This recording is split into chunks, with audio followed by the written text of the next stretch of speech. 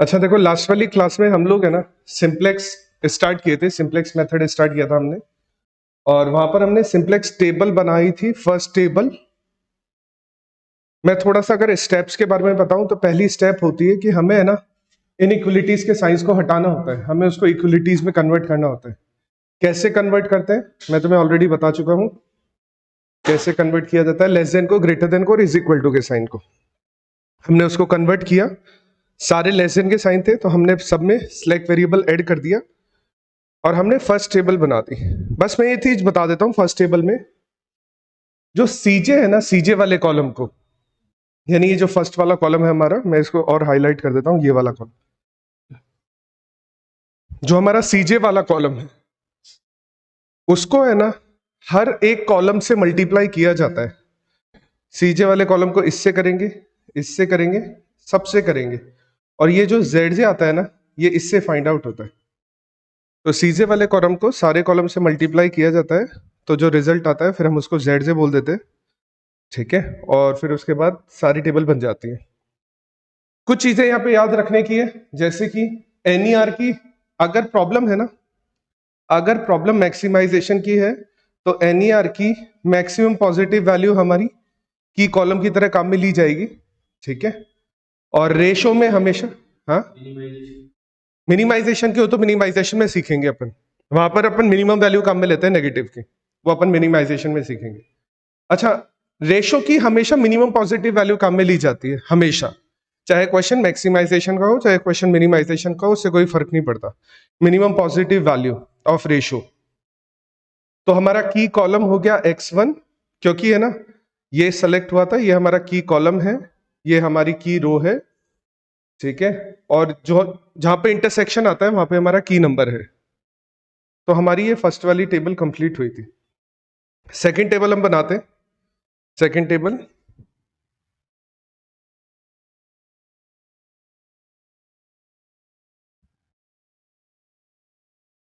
अच्छा देखो second table कैसे बनाएंगे।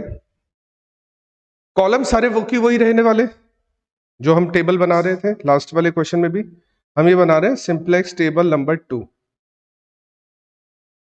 इसको थोड़ा ध्यान से समझना। सिंप्लेक्स टेबल फर्स्ट तो फिर भी थोड़ी आसान होती है क्योंकि उसमें हम डायरेक्ट वैल्यूज लिखते हैं। हम बना रहे हैं simplex table number second. Column सारे वही होंगे, इसमें एक कॉलम छूट गया देखो स्टार्टिंग में, है ना, ये क्वांटिटी वाला कॉलम रह गया इसके अंदर। कॉलम सारे वही होने वाले हैं जो हम पहले ऑलरेडी बनाते हुए आए हैं।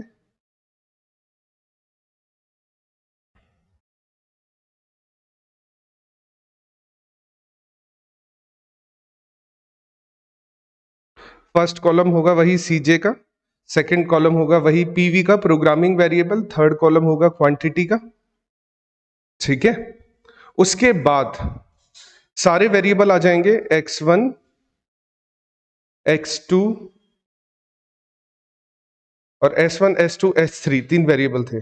ठीक है, और आ जाएंगे s1, s2, s3। इन सब वेरिएबल का कंट्रीब्यूशन हम वहां पे लिख देंगे, जैसे कि x1 x2 का कंट्रीब्यूशन था 64000, 64000। ठीक है, तो हमने टेबल तो स्टार्ट कर दी। अब सेकंड टेबल बनाने की जो फर्स्ट स्टेप होती है, सेकंड टेबल एक बार बना लो, टेबल जो बनानी है वो बना लो, क्योंकि यहां पर हम कैलकुलेट करने वाले हैं जेड से, फिर इसके नीचे हम कैलकुलेट करने वाले हैं सीजे माइनस जेड से, यानी एनईआर कैलकुलेट करने वाले हैं। टेबल तो एक बार कंप्लीट कर लो, लास्ट में आ जाएगा हमारा रेशो। स्टेप्स क्या होती है मैं टेबल बनाने के बाद लिखवा दूंगा तुम्हें एक बार। तुम एक बार टेबल कंप्लीट कर लो, इसके नीचे हम स्टेप्स लिख लेंगे सारी की सारी।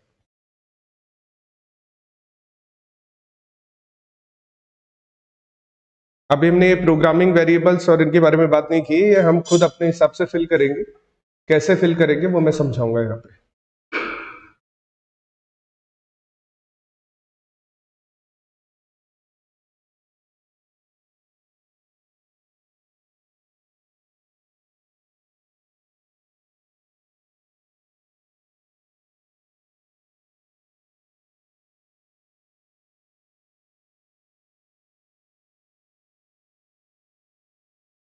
हो गया यहां तक कंप्लीट?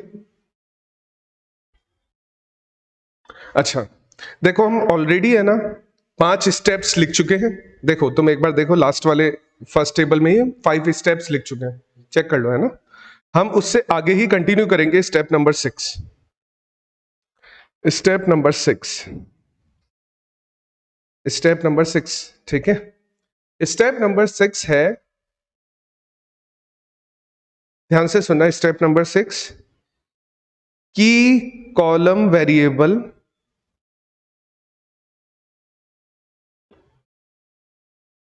will replace की रो वेरिएबल।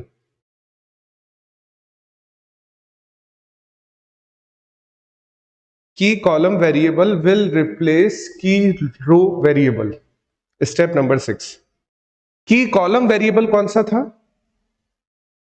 x1। की कॉलम वेरिएबल कौन सा था? x1 ये था। की रो वेरिएबल कौन सा था? स्टेप क्या है? की कॉलम रिप्लेस कर देगा, किसको रिप्लेस कर देगा? की रो को, यानी S3 हट जाएगा और उसकी जगह पर x1 आ जाएगा, S3, ठीक है। स्लैक वेरिएबल नंबर 3 हट जाएगा, उसकी जगह पर x1 आ जाएगा। की कॉलम विल रिप्लेस की रो। तो S3 सबसे नीचे था, ठीक है, वहां से S3 गया और वहां पे क्या आ जाएगा? x1, ठीक है। बाकी जो S1 S2 है ना वो अपनी जगह पर रहेंगे। सॉरी, इधर नहीं आएगा, यहां पे क्वांटिटी आएगी, यहां पे आएगा x1, ठीक है। और S1 S2 अपनी जगह पर ही रहेंगे, S1 S2 अपनी जगह पर ही रहेंगे, ठीक है। और जो S3 था ना वो हट जाएगा, उसकी जगह पर x1 आ जाएगा। क्यों? x3 गया, अब नहीं है, x3 गेम में नहीं है, x3 गया, अब गेम में नहीं है। तो यहां पर है ना फर्स्ट स्टेप ये बोलती है कि की कॉलम विल रिप्लेस की रो। जो हमारा की कॉलम है वो की रो को रिप्लेस कर देगा। तो की रो थी हमारी S3 और की कॉलम था हमारा x1, तो S3 हट जाएगा, उसकी जगह x1 आ जाएगा, ठीक है। अब जैसे जैसे वेरिएबल आए हैं वैसे वैसे ही हम उसके कंट्रीब्यूशन को भी लिख देंगे। जैसे S1 का कंट्रीब्यूशन कितना है? 0, S2 का कितना है? 0, और x1 का कितना है? 6। ये कंट्रीब्यूशन भी यहां पर आ जाएगा। इसमें किसी को कोई दिक्कत? तो स्टेप नंबर 6 कंप्लीट हो गई, यानी सेकंड टेबल बनाने की फर्स्ट स्टेप कंप्लीट हो गई। दिक्कत नहीं? ठीक है, क्वांटिटी ऐसे नहीं आएगी, अब बाकी सब कैलकुलेशन से निकलेगा। Next step number 7, step number 7, ठीक है। की रो विल बी डिवाइडेड बाय की नंबर।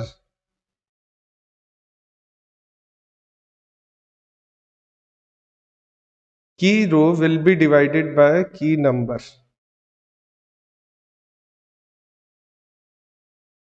नेक्स्ट स्टेप है, जो हमारी की रो है उस पूरी रो को हम की नंबर से डिवाइड कर देंगे, ठीक है। तो अगर हमारी देखो ये वाली है, ये हमारी की रो है, ये वाली हमारी की रो है, इस पूरी रो को हम किससे डिवाइड कर देंगे? और की नंबर क्या है? 1। तो 1 अगर हम इस पूरी रो को 1 से डिवाइड कर दें तो रिजल्ट आएगा 321,0,0,1। तो जो नई टेबल हम बना रहे हैं ना, नई टेबल, उस सबको सबको पूरी की पूरी रो को, रेशो को छोड़ के, क्योंकि रेशो तो फॉर्मूले से निकलता है, रेशो निकलता है क्वांटिटी डिवाइडेड बाय की कॉलम, तो रेशो तो अलग से निकलेगा, रेशो हम बाद में निकालेंगे। तो इस पूरी रो को अगर हम, और कौन सी रो है? वो है लास्ट वाली रो, वो लास्ट वाली रो है, अभी ऊपर वाली 2 रो बाकी बची हुई है।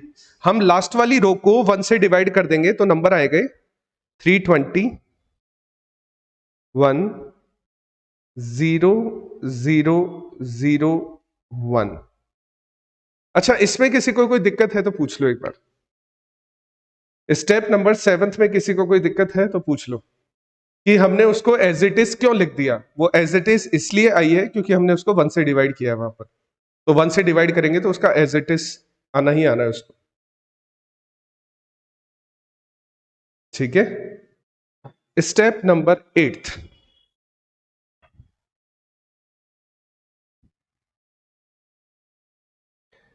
रिमेनिंग वैल्यूज कैलकुलेट की जाएगी एक फॉर्मूले से। जो रिमेनिंग वैल्यूज है ना उसको हम एक फॉर्मूले से कैलकुलेट करेंगे। फॉर्मूला मैं लिखवा रहा हूं लेकिन हमें वैसे यूज नहीं करना, मैं यूज करने का तरीका तुम्हें सिखाऊंगा। ठीक है, फॉर्मूला क्या है? फॉर्मूला है न्यू एंट्री, तुम्हें ये फॉर्मूला एग्जाम में भी लिखना है। New entry is equal to old entry minus corresponding value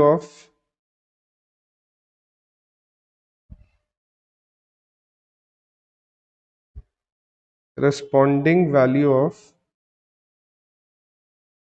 key row multiply by corresponding value of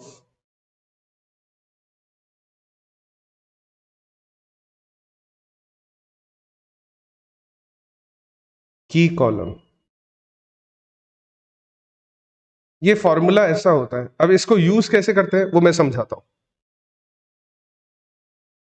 corresponding value of की row multiply by corresponding value of की column.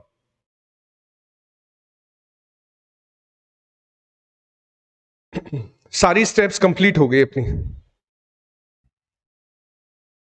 इसको भी सही नहीं लिखा, रिमेनिंग है ये, रिमेनिंग। रिमेनिंग एंट्रीज निकलेगी new entry is equal to old entry minus corresponding value of की column into corresponding value of की रो। ठीक है, अब कैसे बनाएंगे इसको समझो।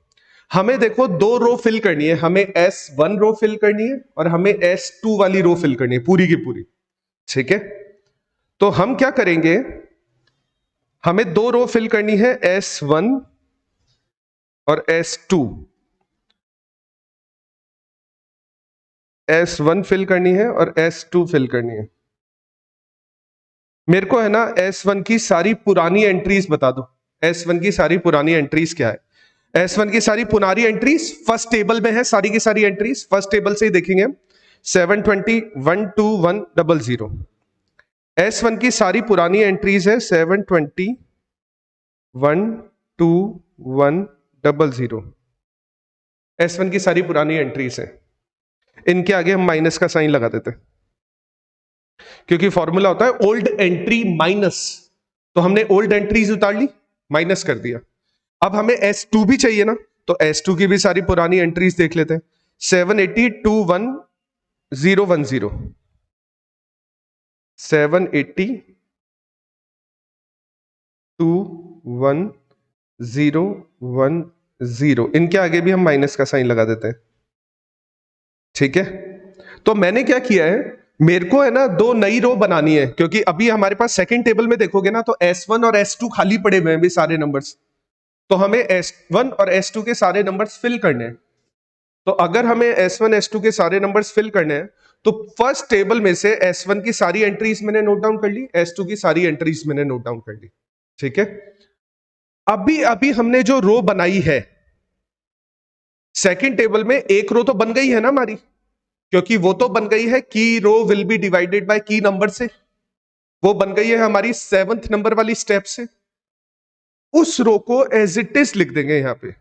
जो भी रो बन जाएगी ना हम उस रो को एज इट इज लिख देंगे। 321 तो हम यहां पे लिख देंगे 321 और इसमें भी ऐसा ही करेंगे 321 ठीक है, मल्टीप्लाई, क्योंकि आगे हम मल्टीप्लाई कर रहे हैं, अगर तुम फॉर्मूले में देखोगे तो मल्टीप्लाइड बाय, तो हम मल्टीप्लाई का साइन लगा देंगे सब में। अच्छा, यहां तक एक बार कोई प्रॉब्लम है तो पूछ लो। हम जो नई एंट्रीज फिल करने वाले हैं वो कैसे फिल करने वाले हैं, पहले मैंने पुरानी एंट्री सारी नोट डाउन की, फिर मैंने जो नई वाली की रो बनाई ना, उसमें माइनस का साइन लगा के वो सारी नोट डाउन कर ली। यहां तक किसी को कोई प्रॉब्लम है तो एक बार पूछ लो।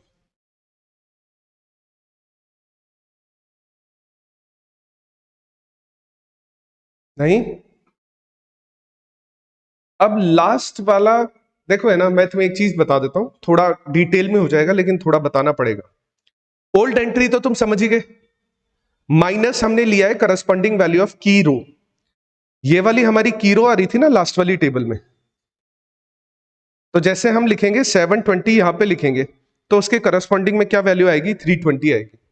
780 हम यहां पर लिखेंगे तो उसके करस्पॉन्डिंग में क्या वैल्यू आएगी? 320 आएगी। तो हमने करस्पॉन्डिंग वैल्यू इस तरह से ली है, ठीक है। तो हमने की रो वाली वैल्यूज तो ले ली, अब हमें एक और वैल्यू चाहिए। कौन सी वैल्यू चाहिए? की कॉलम की वैल्यू चाहिए। इसको ध्यान से देखना, की कॉलम क्या सेकंड वाली टेबल में आ गया है क्या? नहीं ना। तो की कॉलम के लिए हमें कहां जाना पड़ेगा? फर्स्ट वाली टेबल में। फर्स्ट वाली टेबल में ये हमारा की कॉलम है। हम कौन सी एंट्री करने वाले हैं? S1 की और S2 की। हम एंट्री करने वाले हैं S1 की और S2 की। S3 की तो हो चुकी है क्योंकि वो तो लास्ट वाली एंट्रीज तो आ चुकी है। हम कौन कौन सी एंट्री करने वाले हैं? S1 और S2। S1 में की कॉलम में क्या लिखा हुआ है? 1। और S2 में क्या लिखा हुआ है? 2। तो मैं यहां पे, है ना, इन सबको 1 से मल्टीप्लाई कर दूंगा, क्योंकि S1 है ना, मैं इन सबको 1 से मल्टीप्लाई कर दूंगा, क्योंकि की कॉलम की एंट्रीज डाल रहे हैं ना हम। की कॉलम, तुम पढ़ो तो सही, क्या फॉर्मूला? करस्पॉन्डिंग वैल्यू ऑफ की कॉलम। हम क्या बना रहे हैं? S1। S1 की कॉलम में, S1 की कॉलम में करस्पॉन्डिंग वैल्यू क्या है? 1। तो इसीलिए तो हम 1 लिख रहे हैं वहां पे। हाँ हाँ, आ जाओ। नहीं, की कॉलम में कौन सी वैल्यू है? S1 के सामने। S1 के सामने 1 है तो इसीलिए हम वहां पे 1 लिख रहे हैं, ठीक है।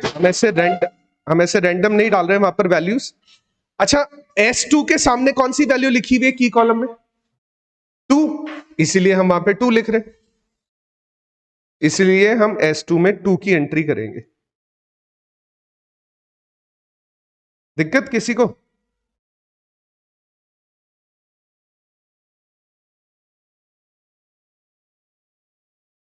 ये थोड़ी मुश्किल स्टेप है, यहां पर थोड़ा समझना पड़ेगा तुम्हें। ऑनलाइन वाले जो स्टूडेंट हैं, भावना, मोनिका, रक्षिका, शिवानी, तुम्हें कोई प्रॉब्लम है? हमने जो यहाँ पर ये सारी लिखी है, नंबर्स लिखे हैं, सारी एंट्रीज लिखी है, इसमें किसी को कोई दिक्कत है? नहीं? ठीक है। अब बॉड मास अगर यूज करोगे तो सबसे पहले मल्टीप्लाई होता है, ठीक है। तो मल्टीप्लाई करोगे तो ये रिमेनिंग कितना बचेगा? 400।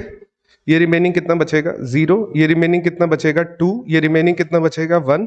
ये रिमेनिंग कितना बचेगा? 0। ये रिमेनिंग बचेगा -1, ठीक है। तो बॉड मास मल्टीप्लाई पहले होगा, माइनस बाद में होगा, ठीक है।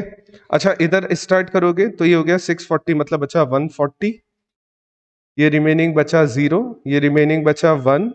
ये रिमेनिंग बचा 0। ये रिमेनिंग बचा 1 और ये रिमेनिंग बचा -2। दिक्कत?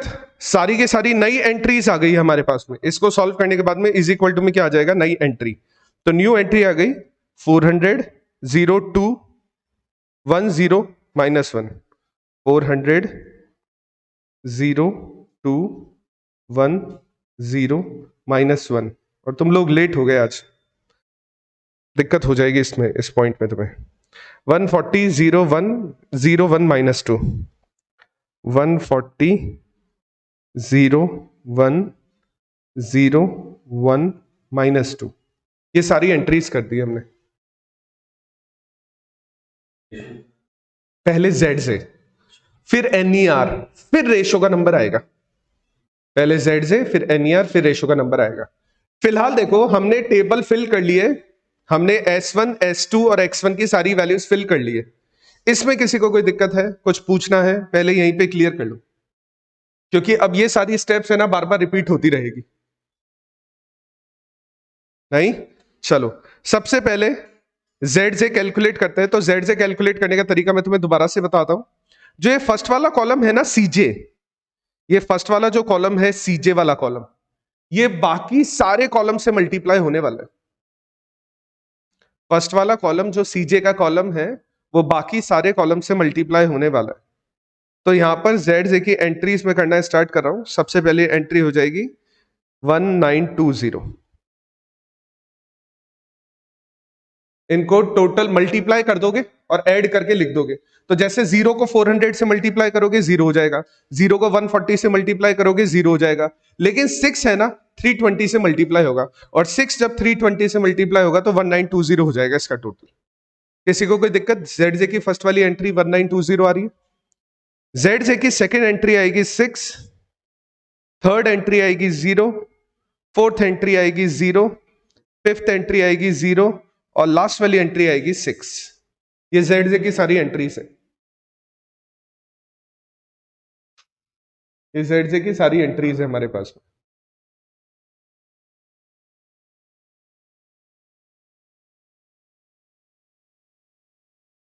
ठीक है, और लास्ट में हमें कैलकुलेट करना है NER। तो NER होता है CJ माइनस ZJ। देखो फर्स्ट वाले का तो नहीं निकलेगा, यहां पर निकलेगा, ये हो जाएगा 0, ये हो जाएगा 4, ये हो जाएगा 0, ये हो जाएगा 0, और ये हो जाएगा -6। ठीक है, ये हो गया हमारा NER, या ये हो गया हमारा CJ माइनस ZJ।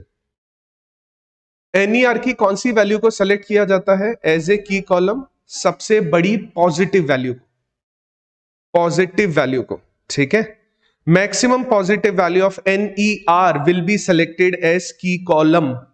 तो NER की सबसे बड़ी पॉजिटिव वैल्यू कौन सी आ रही है? 4। ये हमारा इस बार की कॉलम हो जाएगा। X2 हमारा की कॉलम होगा इस बार, हमारा की कॉलम हो जाएगा X2। जैसे ही हम की कॉलम सेलेक्ट करते हैं, जैसे हमने थर्ड स्टेप यूज की, थर्ड स्टेप में हमने की कॉलम सेलेक्ट किया, की कॉलम सेलेक्ट करते ही हम रेशो कैलकुलेट करना स्टार्ट कर देते हैं। रेशो का फॉर्मूला होता है क्वांटिटी डिवाइडेड बाय की कॉलम। तो अगर हम रेशो कैलकुलेट करना चाहें यहां पर, तो क्वांटिटी को की कॉलम से डिवाइड करना स्टार्ट करेंगे, और क्वांटिटी को अगर हम की कॉलम से डिवाइड करना स्टार्ट करेंगे तो ये कितना हो जाएगा? 200, 140 और इन्फिनिटी। 0 कैसे होगा? 200, 140 और इन्फिनिटी हो जाएगा। रेशो की कौन सी वैल्यू को सेलेक्ट किया जाता है? मिनिमम पॉजिटिव वैल्यू को। तो मिनिमम पॉजिटिव वैल्यू ये है हमारे पास में। तो ये हमारी हो गई की रो, ये हमारी की रो हो गई, ये हमारी की रो हो गई। और की नंबर क्या हो गया? 1। 1 की नंबर हो गया 1। ठीक है, तो अगर मैं लिखूंगा यहां पर कि हमारा की कॉलम, मैं इसको देखो ऐसे लिख देता हूं यहां पे कि हमारा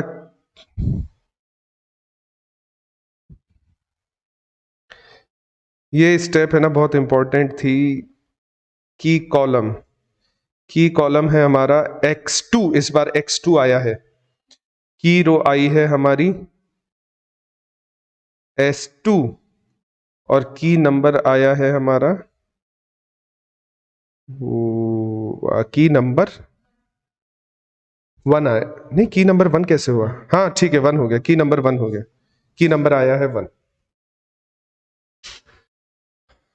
दिक्कत? किसी को कुछ पूछना है पूछ लो। क्या बता दूं मोनिका, क्या बता दूं? पूछ लो एक बार। की कॉलम ये है अपना, है ना? की रो ये है अपनी, ये वाली, ये वाली, ये हमारी की रो है। की कॉलम और की रो कहां पर इंटरसेक्ट हो रही है? तो इसीलिए की नंबर हमारा 1 है यहां पर। ठीक है, दिक्कत? अब हम जाएंगे सिंप्लेक्स टेबल नंबर 3 में। Simplex table number 3। अच्छा, हमारा ये क्वेश्चन कंप्लीट क्यों नहीं हो रहा? देखो मैं एक चीज बताता हूं। तुम लोगों ने ना इंटर में ट्रांसपोर्टेशन के क्वेश्चन किए हैं, तुम लोगों ने इंटर में असाइनमेंट के क्वेश्चन किए हैं, क्या वो फर्स्ट टेबल में कंप्लीट हो जाते हैं क्या? नहीं होते ना। रो ऑपरेशन करते हो, कॉलम ऑपरेशन करते हो, फिर तुम उसको ऑप्टिमाइज करना स्टार्ट करते हो, और एक पॉइंट ऐसा आता है जहां पर जाके वो कंप्लीट होगा। जैसे असाइनमेंट का क्वेश्चन कंप्लीट होता है जब number of rose, number of columns, number of covered lines तीनों बराबर हो जाती है ना, तो असाइनमेंट का क्वेश्चन कंप्लीट हो जाता है। ट्रांसपोर्टेशन का क्वेश्चन तुमने मोदी मेथड पढ़ा है ट्रांसपोर्टेशन में? तो मोदी मेथड नहीं पढ़ा तुम लोगों ने, अदरवाइज मोदी मेथड भी है ना, चलता रहता है, क्योंकि है ना वो एलपीपी के मेथड है। असाइनमेंट एलपीपी है, लीनियर प्रोग्रामिंग मेथड ही है असाइनमेंट भी, ट्रांसपोर्टेशन लीनियर प्रोग्रामिंग मेथड ही है। तो मोदी मेथड जब तुम पढ़ते हो ना, तो वो भी ऐसे नहीं होता कि फर्स्ट टेबल में कंप्लीट हो जाता है, वो भी चलता रहता है। वेन डायग्राम, वैम वैम तो वोगल हो गया, वोगल के ऊपर एक और मेथड होता है, मेथड ऑफ ऑप्टिमल डिस्ट्रीब्यूशन, वो मेथड और होता है। वैम भी नहीं पढ़ा? वैम तो खत्म हो जाता है, पहली टेबल में खत्म हो जाता है वैम, तो उसके ऊपर चलता है मेथड ऑफ ऑप्टिमल डिस्ट्रीब्यूशन। ऐसे ही ना एलपीपी भी चलता रहता है, कब तक चलता रहेगा वो हम बाद में डिसाइड करेंगे, ठीक है। फिलहाल हम बना रहे हैं सिंप्लेक्स टेबल नंबर थर्ड। अब तुम लोग और सीख लो सिंप्लेक्स टेबल नंबर थर्ड, क्योंकि सेकंड और थर्ड सेम ही तरह से बनती है। आगे वाली जो टेबल्स आने वाली है ना, सब में सेम ही तरीका है बनाने का। Simplex table number third, simplex table third कैसे बनाएंगे भाई, एक बार देखो, मैं इसके है ना वो रोज वगैरह बना लेता हूं।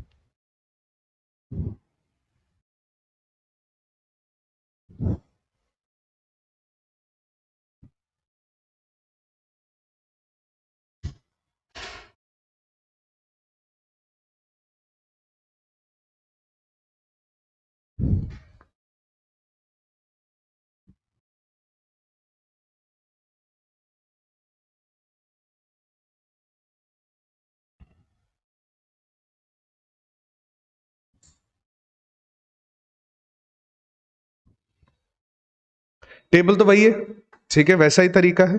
सबसे पहला कॉलम वही सीजे का होता है, सेकंड कॉलम वही प्रोग्रामिंग वेरिएबल का होता है, थर्ड कॉलम होता है क्वांटिटी का।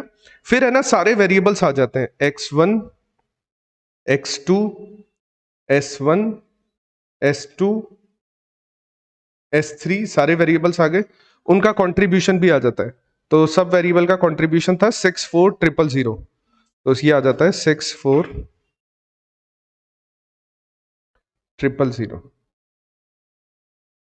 ठीक है। और मैं इसको थोड़ा सा नीचे लिख लेता हूं।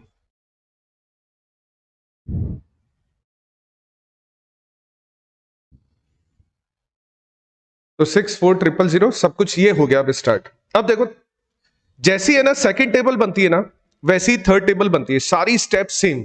सेकंड टेबल बनाने में जो भी हमने स्टेप्स यूज किए ना, सारी स्टेप सेम। मैं तुम्हें एक एक करके स्टेप बता रहा हूं दोबारा से। सबसे पहली स्टेप होती है की कॉलम विल रिप्लेस की रो, ठीक है। की कॉलम क्या है फिलहाल हमारा क्वेश्चन में, x2। अगर देखोगे तो देखो ये लिखा हुआ है, मैंने साइड में लिखा हुआ है, की कॉलम किसको रिप्लेस कर देगा, की रो को। और की रो क्या है हमारी, तो जो यहां पर S2 लिखा हुआ है ना, इस वाली टेबल में ये S2 लिखा हुआ है, ये वाला, ठीक है, ये वाला S2 लिखा हुआ है, ये रिप्लेस हो जाएगा। और इसको कौन रिप्लेस करने वाला है, इसको रिप्लेस करने वाला है x2। और S2 लिखा हुआ है बीच वाली रो में, S2 लिखा हुआ है बीच वाली रो में।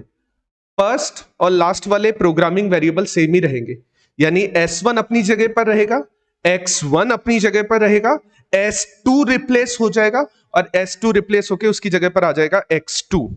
तो देखो S1 अपनी जगह पर रहेगा, x1 अपनी जगह पर रहेगा, और S2 रिप्लेस होके उसकी जगह पर आ जाएगा x2। अब जो भी वेरिएबल यहां पर लिखे जाते हैं, प्रोग्रामिंग वेरिएबल में लिखे जाते हैं, उनका कंट्रीब्यूशन हम इस तरफ लिख देते हैं। जैसे S1 का कंट्रीब्यूशन कितना है 0, x2 का है 4, x4 x1 का है 6, ठीक है। तो सबसे पहले तो ये स्टेप यूज की जाती है कि की कॉलम जो होगा ना, हमारा की कॉलम जो है वो हमारी की रो को रिप्लेस करने वाला है, ठीक है। नंबर 7th स्टेप, एंटायर की रो विल बी डिवाइडेड बाय की नंबर।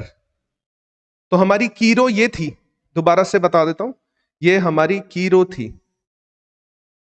ये हमारी की रो थी। ये पूरी की पूरी की रो किससे डिवाइड होने वाली है, की नंबर।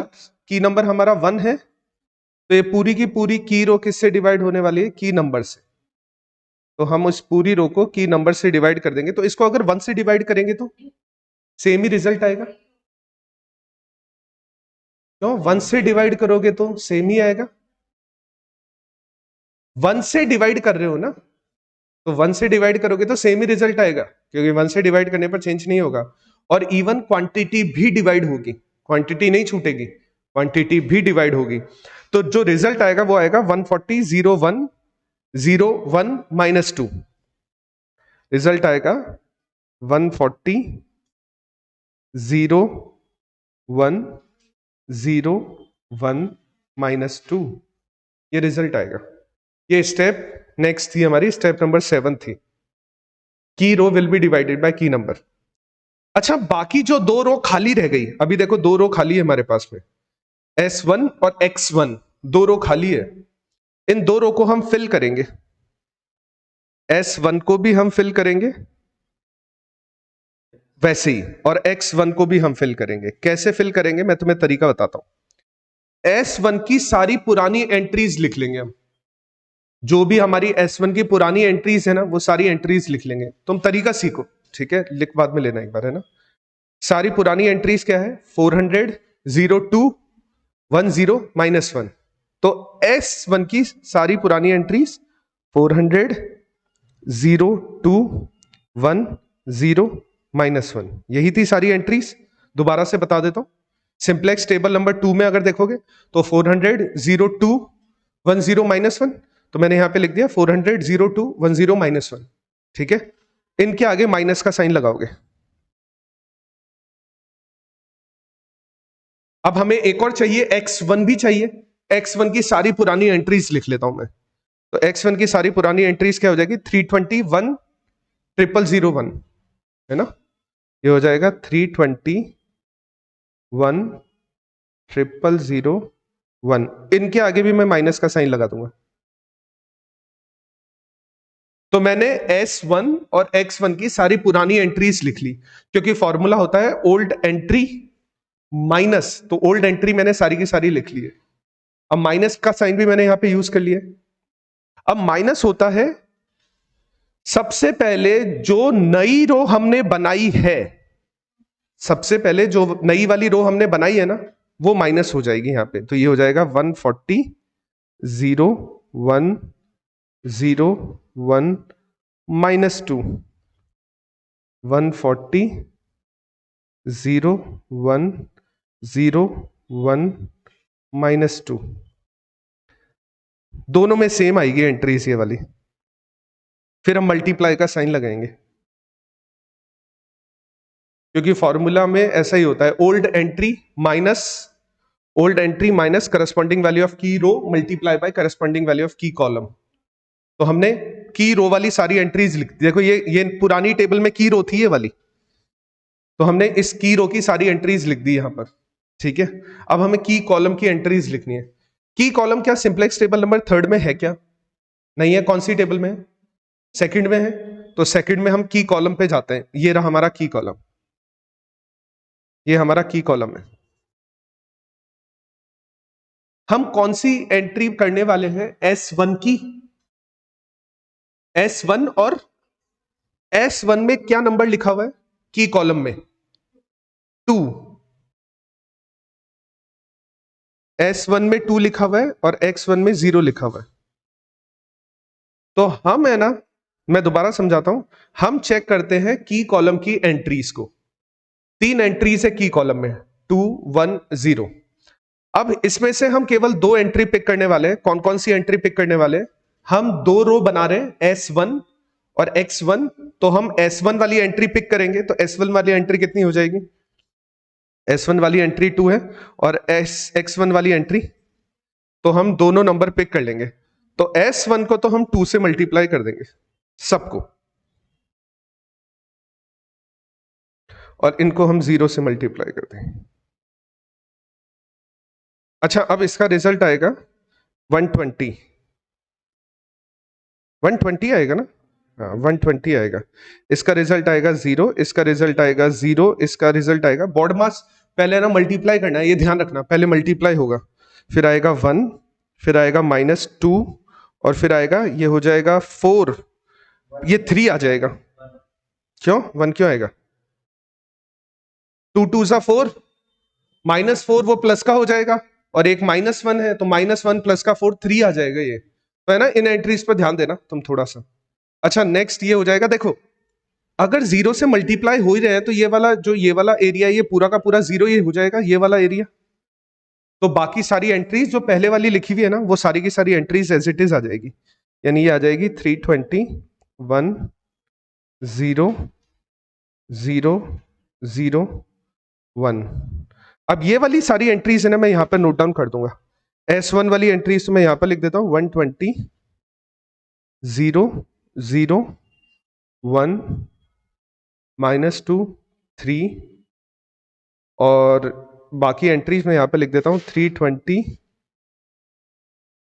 1 000 1। ये हमारी सारी एंट्रीज आ गई। अब हम सबसे पहले कैलकुलेट करते हैं जेड से। यहां तक किसी को कोई प्रॉब्लम है क्या? यहां तक सबने एंट्री कर ली है क्या? हाँ बोलो शिवानी।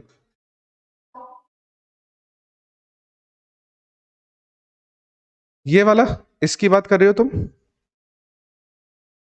ठीक है, तो देखो ये वाली एंट्री देखो ऐसे लिखी हुई है, -1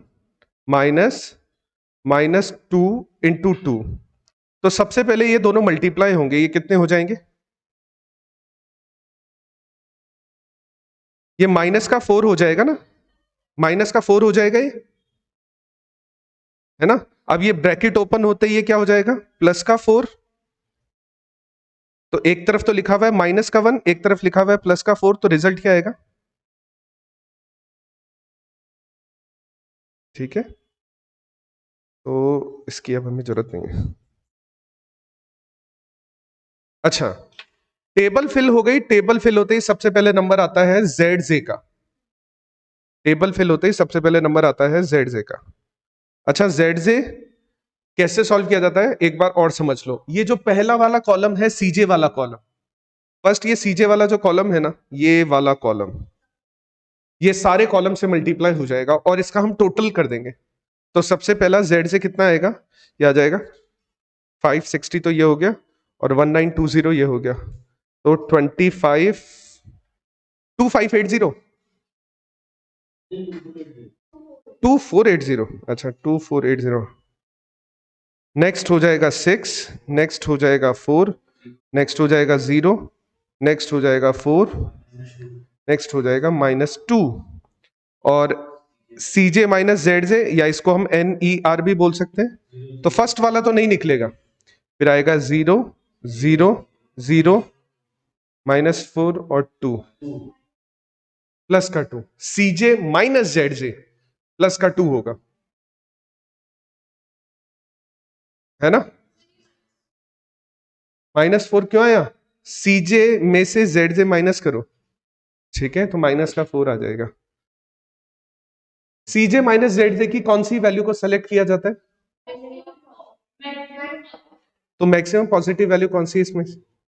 ये हमारा की कॉलम हो गया, हमारा की कॉलम हो गया S3, हमारा की कॉलम हो गया S3। अब हम निकालेंगे रेशो, और रेशो निकालने के लिए फॉर्मूला होता है क्वांटिटी डिवाइडेड बाय की कॉलम एंट्री। तो अगर हम क्वांटिटी को की कॉलम की एंट्री से डिवाइड करेंगे तो पहली वाली एंट्री आ जाएगी 40, दूसरी वाली एंट्री आ जाएगी माइनस की 70, और तीसरी वाली एंट्री आ जाएगी 320। रेशो की कौन सी वैल्यू को सेलेक्ट करोगे? तो ये हमारा क्या हो गया? की रो क्या हो गई हमारी? S1। और की नंबर क्या हो गया हमारा? की नंबर क्या हो गया? 3। की नंबर हो गया हमारा 3। तो हमने की कॉलम लिख लिया, की रो लिख लिया, और की नंबर लिख लिया। बिल्कुल दोबारा बनेगी टेबल।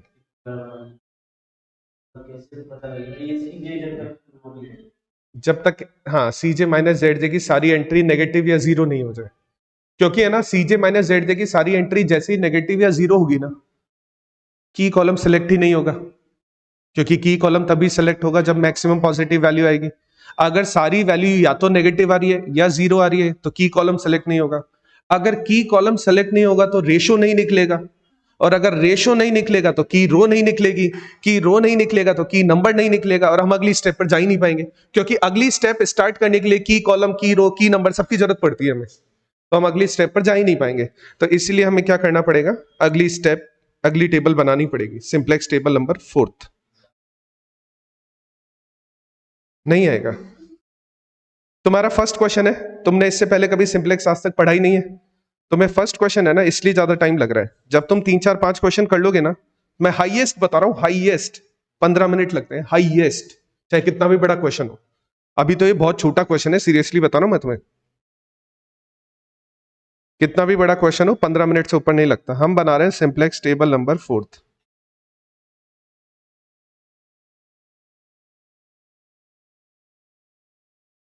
अच्छा, सिंप्लेक्स टेबल 4, सबसे पहले जो एंट्रीज है वो कर लेते हैं, टेबल बना लेते हैं। अरे बनानी पड़ेगी तो।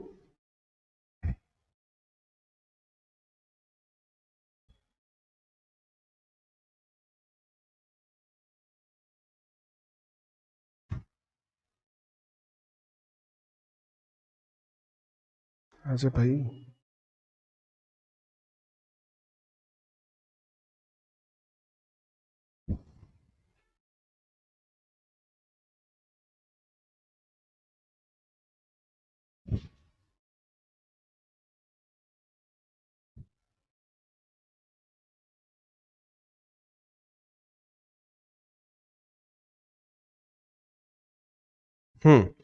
ठीक है। तो देखो ऊपर, तो यहाँ पर देखो, सबसे पहले यहाँ पे लिखा जाता है सीजे, यहाँ पे लिखा जाता है प्रोग्रामिंग वेरिएबल, यहाँ पे लिखा जाता है क्वांटिटी, फिर आता है x1, x2, s1, s2, s3, और यहाँ पर आ जाता है सीजे, और सीजे जो है ना वो है 64000। यहां तक तो कोई दिक्कत नहीं होती, लास्ट में हम लिखते हैं रेशो, लिखेंगे ही लिखेंगे अगर जरूरत पड़ती है तो, क्योंकि ये लास्ट टेबल बनने वाली है, इसके बाद नहीं बनेगी। अच्छा, सबसे पहली स्टेप क्या होती है, की कॉलम विल रिप्लेस की रो। तो यहां पे कौन सा उड़ जाएगा, आउट गोइंग कौन सा होगा, कौन सी वैल्यू उड़ जाएगी, S1 उड़ जाएगा, क्योंकि की रो S1 है, की कॉलम S3 है, तो कौन सी वैल्यू यहां से हटने वाली है, S1 उड़ने वाला है, और उसकी जगह क्या आ जाएगा, बाकी x2 और x1 एज इट इज रहेगा। तो देखो ये नंबर हो जाएंगे S3, x2, x1, 0, 4 एंड 6। तो सबसे पहले तो ये होगा। सेकेंड स्टेप होती है, पूरी की पूरी की रो की नंबर से डिवाइड हो जाएगी, पूरी की पूरी की रो जो है ना वो की नंबर से डिवाइड हो जाती है। ठीक है, अगर तुम्हें स्टेप दोबारा से दिखाऊं, तो की रो विल बी डिवाइडेड बाय की नंबर। तो यहां पर की रो क्या है, फर्स्ट वाली रो है 120 0 1, ये वाली 0 0 1 -2 3, ये किससे डिवाइड होने वाला है, 3 से। अच्छा एक चीज देखो, जब डिवीजन वगैरह वगैरह करोगे ना, तो नंबर है ना पॉइंट्स में आएंगे, तुम्हें पॉइंट्स में नहीं लिखने, तुम्हें उसको फ्रैक्शन में ही रहने देना है। जैसे है ना -2 को जब तुम डिवाइड करोगे, तो -2/3 ही लिखना है इसको, -0.666666 मत लिखना। ठीक है, इसको -2/3 रहने देना। तो अब अगर इस पूरी रो को अगर मैं की नंबर से डिवाइड करूंगा, तो ये हो जाएगा 40 0 0 1/3 -2/3, तो ये हो जाएगा 40 0 0 1/3 -2/3 और 1। ये हमने सबसे पहले की रो को डिवाइड कर दिया की नंबर से, सबसे पहले ये हुआ। अब बाकी कौन कौन सी एंट्री बची है हमारे पास में, x2 और x1, इनको कैसे सॉल्व करेंगे, x2 की सारी पुरानी एंट्रीज देख लेते हैं। 140 0 1 0 1 -2, ये है 140 0 1 0 1 -2, और इनके आगे माइनस का साइन लगाता रहूंगा साथ के साथ। अच्छा, x1 की सारी एंट्रीज 321 0001, 321 0001, इनके आगे भी मैं माइनस का साइन लगाता रहूंगा। अब कौन सी वैल्यूज नोट डाउन करते हैं? ओल्ड वैल्यू तो आ गई। ये जो हमने नई रो बनाई है ना, ये वाली जो नई रो अभी अभी बनाई है, जो थर्ड फोर्थ टेबल में अभी अभी हमने नई रो बनाई है, उस पूरी रो को एज इट इज लिख देते हैं हम यहां पर। 40 0 0 1/3 -2/3 1। 40 0 0 1/3 -2/3 1। पुरानी वाली ये जो नई रो बनाई है ना, इसको एज इट इज लिख देते हैं, मल्टीप्लाइड बाय। अब मल्टीप्लाई करते हैं, प्रीवियस वाली टेबल में जाते हैं की कॉलम पे।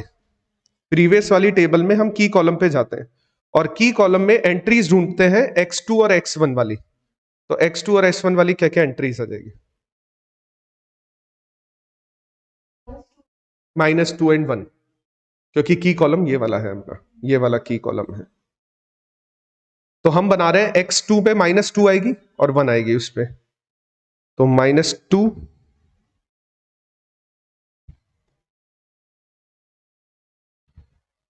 और 1।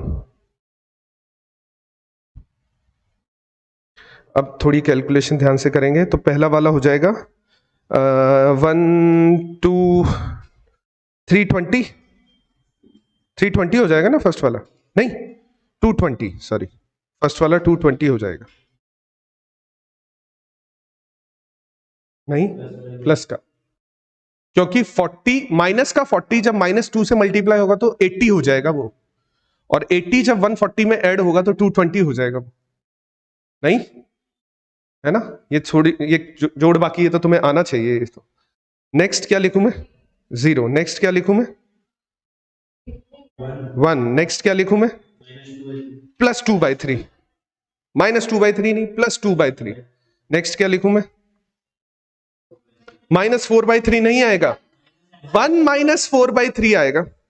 1 -4/3 आएगा। हाँ, तो उसको सॉल्व करना है तुम्हें।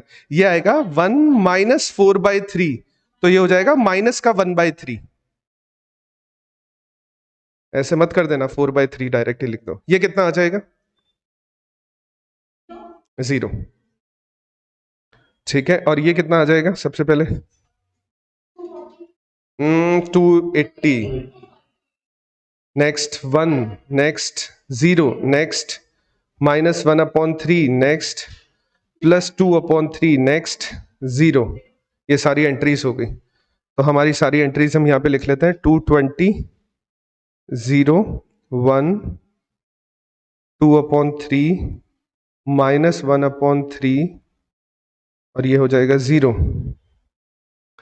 ठीक है, और नेक्स्ट वाली एंट्री आ जाएगी 280 1 0 -1/3 2/3 और 0। सबसे पहले ZJ वाली एंट्रीज करते हैं। तो ZJ वाली एंट्री जो CJ वाला कॉलम होता है, बाकी सारे कॉलम से मल्टीप्लाई हो जाता है। तो 220 एंड 280 मल्टीप्लाई होकर कितना हो गया? 224 से मल्टीप्लाई हुआ, कितना हो गया? 25। अच्छा, अब ये पहली एंट्री आ जाएगी 6, ये आ जाएगी 4, ये आ जाएगी, देखो 8/3 और 6/3, 2/3 आ जाएगा। 4 इंटू 2/3 हो जाएगा 8/3, और दूसरा हो जाएगा 6/3, और 6/3 माइनस में होगा, तो 8/3 प्लस का और 6/3 माइनस का, तो रिमेनिंग बचेगा 2/3। ठीक है, नेक्स्ट एंट्री होगी 6 दूनी 12, हाँ ठीक है, 8/3 हो जाएगी, और लास्ट वाली एंट्री हो जाएगी 0। और CJ माइनस ZJ करोगे तो ये आ जाएगा 0 0 -2/3 -8/3। अब CJ माइनस ZJ की कौन सी वैल्यू सेलेक्ट होती है? मैक्सिमम पॉजिटिव वैल्यू सेलेक्ट होती है। यहां पर कौन सी है मैक्सिमम पॉजिटिव वैल्यू? है नहीं, क्वेश्चन खत्म, क्वेश्चन खत्म। अब क्वेश्चन में क्या आंसर लिखोगे? x1 की क्वांटिटी कितनी आई है? 280। x2 की क्वांटिटी कितनी आई है? 220।